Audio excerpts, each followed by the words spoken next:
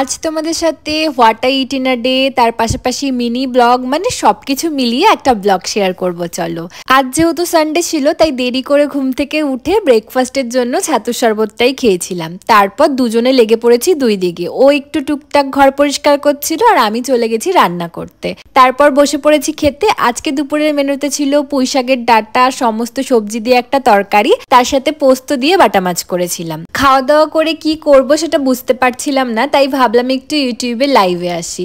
যথারীতি লাইভে আসার পর তোমাদের মধ্যে অনেকের সাথে কথা হয়েছে, বেশ ভালো লেগেছিল। তারপর দুদিন আগের আনা একটা আইসক্রিম ফ্রিজের কোনায় চোখে পড়াতে দুজন শেয়ার করে খেলাম। দেন সন্ধেবেলা আবার দুজনের জন্য 2 কাপ গরম গরম চা করেছিলাম, তার সাথে মুড়ি মেখেছিলাম। সচরাচর আমি মুড়িটা খাই না, কিন্তু আজকে খুব ইচ্ছে হচ্ছিল চা দিয়ে মুড়ি দিয়ে খেতে, তাই বলতে পারো মেখেছি। তার সাথে সাথে হটস্টারে একটা মুভি দেখছিলাম। তো এভাবেই আজকের দিনটা কাটলো। তোমাদের ব্লগটা ভালো লাগলে একটা লাইক করে দিও।